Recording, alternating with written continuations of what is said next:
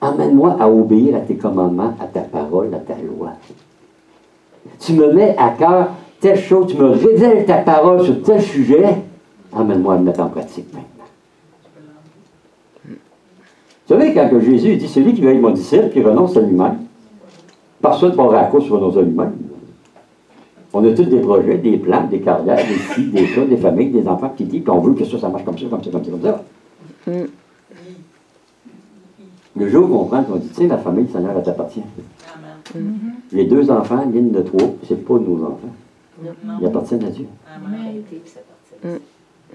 Dieu les a prêtés pour un temps, mais ils appartiennent à Dieu. Quel est ton plan pour les enfants à Lynn ou mes enfants à moi? Ouais, mais le Seigneur, moi, que j'ai joué dans le vie, c'est ça, ça, ça, ça. Puis ils ne sont pas sauvés ni l'un ni l'autre. Puis ils vivent tout croche, là, toute la gang. Là. Mais c'est pas mes enfants. Amen. On veut que Dieu sauve nos enfants. Les parents, tassez-vous, laissez Dieu à lui. Amen. Amen. Ils vont se péter le nez. Ils vont faire des affaires anti-bibliques. Tu n'as pas fait, toi, avant de venir au Seigneur. Tu t'en fais encore aujourd'hui, même. Hein? C'est pour ça qu'il dit confessez vos péchés. Bon. Même si nous fréquentons une église évangélique depuis plusieurs années qui prêche le salut en Jésus-Christ, sans garder une relation avec Dieu, notre vie chrétienne va être pénible. Notre vie chrétienne, ça va être difficile. Dieu veut nous ramener à une communion personnelle, intime avec lui. C'est comme une vie de couple. Je ne parle jamais à ma femme, mais je parle toujours à la voisine.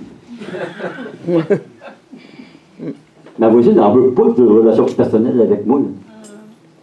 Peut-être un bon copain, un bon ami, mais c'est tout. Mais je ne parle jamais à ma femme, mais je parle juste à ma voisine. Ma femme voudrait me parler. Ah non, c'est pas long, je vais aller voir Georgette. Puis là, je reviens, oh, je suis fatigué. Je suis brûlé. Oh, ça repart demain.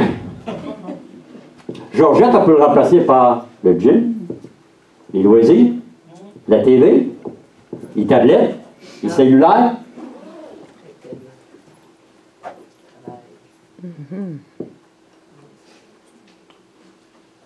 Dieu a mis dans le cœur de l'homme, Ecclésiaste 3, 11, 10, il fait toutes choses bonnes en son temps. Pourquoi on est si pressé? Même il a mis dans le cœur la pensée de l'éternité, bien que l'homme ne puisse pas saisir l'œuvre que Dieu fait du commencement jusqu'à la fin.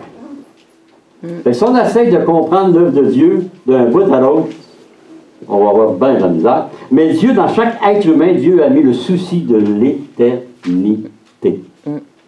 Le pire athée sur la terre, intérieurement, se pose la question, qu'est-ce qui arrive après? Parce qu'il va s'accrocher à tout ça de Dieu, tout ça qu'il donne en espérant que... Donc, le souci de l'éternité, dans chaque cœur de l'homme, chaque cœur de la femme, il est là, c'est Dieu qui est là. Qu'est-ce que nous devons faire? Ecclésiaste 12, 13 nous le dit. Crains Dieu et respecte ses commandements. Crains Dieu et respecte ses commandements. Ben là, Alain, tu es dans l'Ancien Testament, puis moi, là, je suis chrétien, moi, là, c'est le Nouveau Testament, puis je suis sur la grâce, je ne suis pas sur la loi. Jacques 1, 21 nous dit, c'est pourquoi, rejetant toute souillure et tout excès de malice, recevez avec douceur la parole qui a été plantée en vous et qui peut sauver votre âme. On va arrêter là. C'est vrai? Non, il dit, mettez en pratique la parole. Et ne vous bornez pas à l'écouter en vous trompant vous-même par le faux raisonnement. Fait que quand Dieu nous donne des choses à faire, qui nous révèle sa parole, parce que la parole de Dieu se vit par révélation, non par connaissance intellectuelle. Amen. Fait que quand Dieu nous révèle la parole, nous emmène sur des versets, oh, puis j'avais jamais vu ça de même, puis là, Dieu est en train de te parler, t'interpeller et toutes les et qui existent, mais en pratique maintenant. Décide de le mettre en pratique. Mais le Seigneur vient m'aider, moi je ne suis pas capable de le mettre en pratique. Et il y a une chose qui va déterminer notre relation, notre communion avec Dieu, qu'est-ce qu'on écoute le plus souvent? Le temps d'une paix? C'est la fin? C'est la fin? Bobino, bobinette? Je suis vieux, hein? C'est pas les nouveaux programmes, moi je ne sais pas. Combien de temps on passe devant nos téléviseurs? J'ai pas le temps de dire ta parole, Seigneur. J'ai pas le temps d'avoir le temps de louange. J'ai pas le temps d'avoir le temps d'adoration. Hey, j'entends pas ta voix, Seigneur. Tu me parles jamais. Romains 10, 17 dit bien. Ainsi, la foi vient de ce qu'on N'entend. Ce qu'on entend, vient-tu de la parole de Dieu? Oui. Non. Excusez. Bonne. Il y en a au moins une d'honnête d'entendre. Est-ce que ce que j'entends vient de la parole de Dieu? Je ne suis pas en train de dire de ne pas écouter la télé, là. Je ne suis pas en train de dire de... Mais qu'est-ce que j'écoute le plus souvent? Il y avait une course de chien qui se faisait dans un pays, à quelque part. Et il y avait un monsieur, il disait, le chien blanc va gagner. Un autre course arrivait, le chien noir va gagner. Un autre arrivait, le chien plaqué va gagner. Là, le petit banane passe à côté du monsieur, il dit, comment vous faites pour savoir quel chien va gagner? Celui qui est nourri, c'est lui qui gagne. De quoi qu'on se nourrit? Si on se nourrit des choses du monde, c'est lui qui va gagner. Si on se nourrit de la parole de Dieu et qu'on commence à déclarer, il n'y a pas jamais la parole de Dieu, c'est lui qui va gagner. Mon âme va être en paix. C'est le feu du Saint-Esprit qui habite en moi aujourd'hui. Josué 1,8 disait que ce livre de loi ne s'éloigne point de ta Bouche. Médite-le. Jour et nuit. Oh, juste quand j'ai le temps. À votre travail, on peut... Oh Seigneur, c'est vrai, j'ai lu ta parole, puis ça dit ça dans le temps, à l'intérieur de nous. On va s'entretenir. Entretenez-vous par des hymnes, des ondes, Les psaumes. des cantiques, des louanges, des adorations. Pour agir fidèlement selon ce qui est, car c'est alors que tu auras... Du succès. Qui veut du succès ici? Personne ne veut du succès. Ouais. Que ce livre de loi Et c'est loin de ta bouche. Qu'est-ce qu'on confesse? Ce que je confesse, je l'entends. La foi devient de ce que j'entends.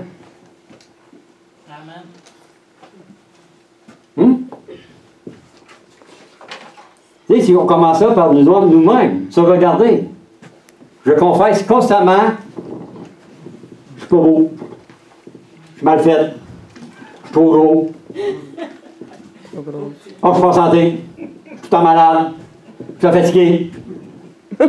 La foi vient de ce qu'on entend. J'écoute la télé à journée longue, ils me disent quoi? Ton char n'est pas assez beau. Ça te prend une plus grande piscine. La foi vient de ce que tu entends. Moi, quand j'ouvre la Bible, il me dit quoi? Des fois, on parle avec mon épouse. Merci, Seigneur. Tu pourvois tous mes besoins selon ta richesse avec gloire. Puis je fais à manger. Bien, bien d'en faire aussi, mais souvent, je fais à manger. J'aime ça, faire à manger. Et l'autre jour, elle dit, Alain, c'est pas fortiche ton affaire. Pas bon, fortiche, pas bon. C'est pas bon ton affaire. C'est bien. Elle dit, ça laisse à désirer. Oh, je dis, merci, Seigneur, il y en a qui ont rien pour manger ce soir. Toi, t'as pourvu, même si c'est pas à mon goût, à 100%. T'as pourvu. On a pu manger ici ce soir. Hein? Je me rappelle des années 2000 avec ma deuxième épouse, et on a vécu une période très, très, très serrée financièrement parlant. Et j'arrive chez moi le soir et mon épouse dit, Alain, il n'y a rien à manger. Ah, ça va bien. J'ouvre la porte du frigidaire. Il y a un pot de beurre de pinot et un quart de pain. Moi, dans le temps, du beurre de pinot, je n'en mangeais pas. J'aimais pas ça. J'ouvre la porte du frigidaire, je dis, merci Seigneur, t'as pourvu. Et Nicole, elle me regarde, elle dit, Dieu a pourvu. Ben oui, quand il y a un pot de beurre de pinot et un quart de pain. On va manger à soir. Je sais pas, je ne me rappelle plus ce qui est arrivé. Mais le lendemain, le frigidaire était plein.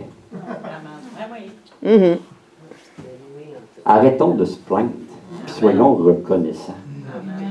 C'est là qu'on va découvrir la gloire de Dieu. C'est là qu'on va rentrer dans la victoire. C'est là qu'on va pouvoir se réjouir, puis on va pouvoir dire, tu sais, apprenons à remercier Dieu en toutes choses. Hein? En toutes choses. Il mouille, gloire à Dieu. Je vais laver mon char. Il fait chaud, gloire à Dieu. On a la climatisé. Hein? Apprenons à remercier Dieu pour toutes choses. Et si on apprend à remercier Dieu pour toutes choses, je vous garantis la vie va être beaucoup plus facile.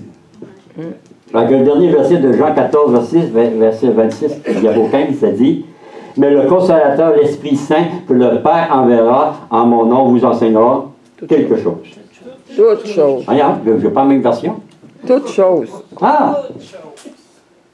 On l'oublie dans notre quotidien. Ouais. Seigneur, je m'entreprends à faire tel projet, mais je ne sais pas trop comment. Comment je dois faire ça, Seigneur? Ben, hey, n'est pas spirituel, tu es en train de réparer ton lavabo de cuisine. Ouais, puis, il n'a pas dit toute chose. Mettre Dieu au contrôle de notre quotidien, c'est ça une relation avec quelqu'un. C'est ça une relation avec quelqu'un. Si vous en pensez? Amen.